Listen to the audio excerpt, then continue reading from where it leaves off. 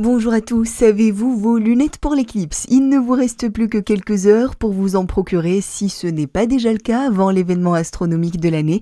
Dans la soirée vers 20h20, la lune va passer devant le soleil et c'est en Espagne que l'occultation sera totale. Et difficile de trouver des lunettes de protection pour ceux qui n'ont pas anticipé. Les pénuries sont nombreuses en Bourgogne-Franche-Comté. On peut encore en trouver dans certaines pharmacies, chez les opticiens ou encore dans les grandes surfaces. On le rappelle, ces lunettes de protection sont indispensables pour observer l'éclipse et doivent être certifiées CE.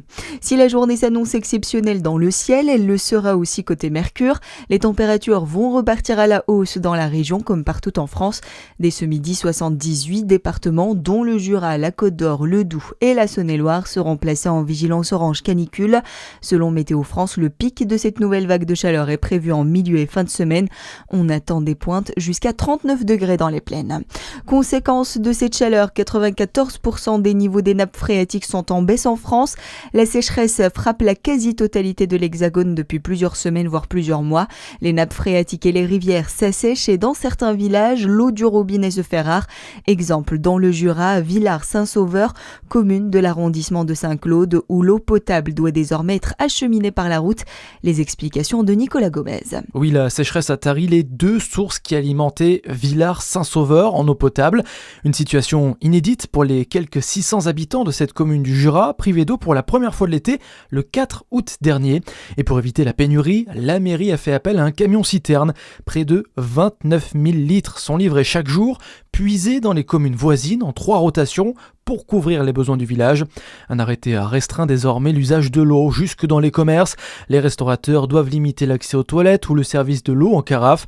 Une solution provisoire dans l'attente de précipitations qui tarde à venir. Au 1er août, 3 nappes phréatiques sur 4 en France affichaient des niveaux inférieurs au normal. Dans le reste de l'actualité, 11 Français sont détenus en Thaïlande pour trafic de cannabis. Ils ont été interpellés au début de l'été après le durcissement de la loi dans le pays. Une amende est dressée allant jusqu'à la garde à vue et le placement en détention si elle n'est pas réglée. Le Quai d'Orsay assure suivre la situation de près en lien avec les autorités locales. Une procédure disciplinaire à l'encontre de l'ambassadeur de France en Centrafrique. Elle a été ouverte par le ministère des Affaires étrangères. Un article du Canard enchaîné affirme que Bruno Fouché, ambassadeur de France en Centrafrique, a fait venir dans ses appartements privés de la résidence une trentaine de jeunes femmes entre janvier 2024 et mars 2026. Une enquête administrative a été réalisée conduisant à cette procédure disciplinaire.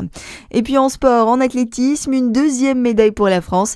Laetitia Batté a remporté le bronze sur le 100 mètres et hier lors des championnats d'Europe. Voilà pour l'actualité. À suivre votre météo sur Fréquence Plus.